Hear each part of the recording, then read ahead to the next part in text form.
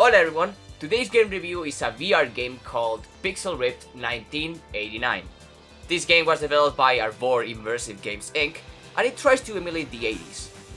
But well, I was born in 1999, so most of the stuff this game tries to emulate won't hit me. I like retro-like games though, so I'm curious to see what this game has in store for me. But let's cut to the chase. Is this game worth your money? Is this game worth your time? Is it good?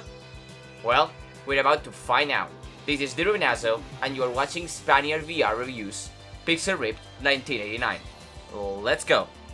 The story opens up with Dot playing games on their pixelated TV, but everything changes once the Pixel Stone gets stolen by the villain of this game.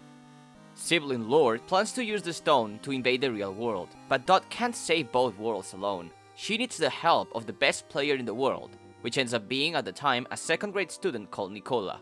The beginning sets you on Nicola's classroom, where you will be playing on the console while simultaneously making sure the teacher doesn't catch you. This gets even more nostalgic if you ever played games in class back in the day. I won't talk about the rest of the story, but I can assure you each one adds something new to the table that will keep you engaged throughout all of it. Just make sure you play this with a healthy neck. Don't tell me I didn't warn you. When it comes to graphics, I feel divided. In one hand, the 2D pixel art environments and characters are really well done and gives me a lot of Mega Man vibes. But when 3D characters are introduced... If you spend this amount of money, you at least expect to have some parts of the game to be decent. But take a look at the 3D models. They look like they got hit by a truck. And don't get me started with Ronaldinho. He looks like he just came from nightmares. Just look how he menacingly asserts his dominance by backflipping.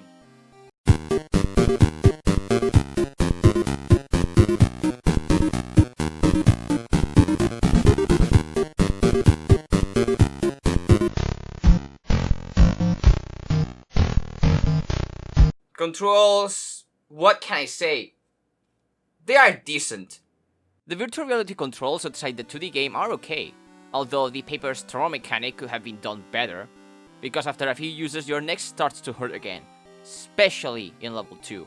The 2D controls when you are playing in the handheld are okay as well, pretty responsive, except if you are just at the end of a platform, for example. The audio department is both astonishingly good and a bit disappointing. Let me explain. The soundtrack of this game totally encapsulates each scenario you are into, especially the boss battle theme. The 8-bit music with the guitar, the drums, oh just mwah. I don't think there's a single bad music track.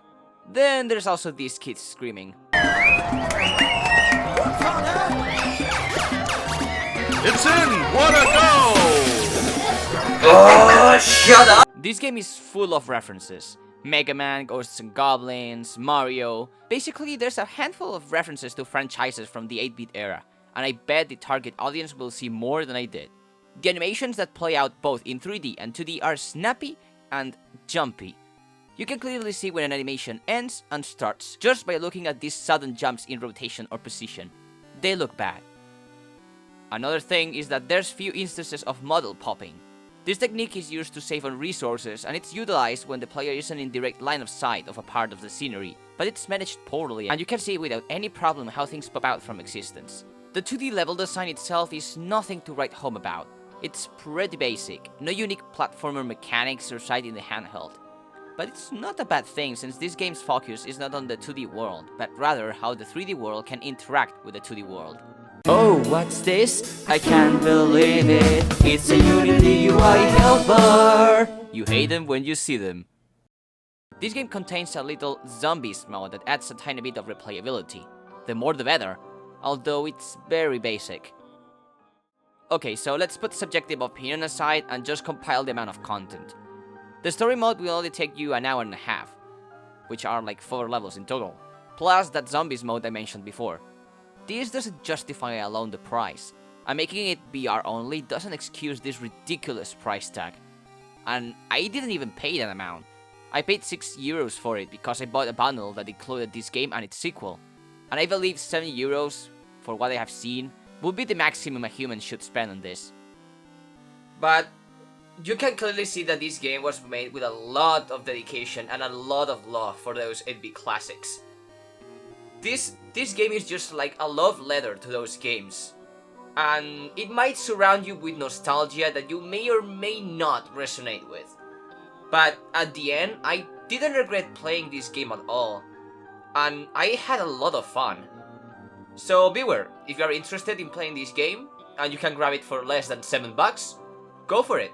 It's a really great time. And when it comes to score, pop, 7.5 out of 10. Now, if you excuse me, I need to do something important.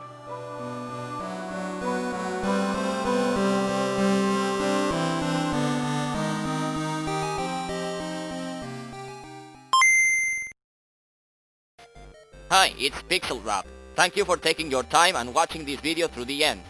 If you are not subscribed to his channel, go sub. You might like what he publishes. He has Twitter as well if you want to follow him. And if you want to chat, just join his Discord. Easy as pie.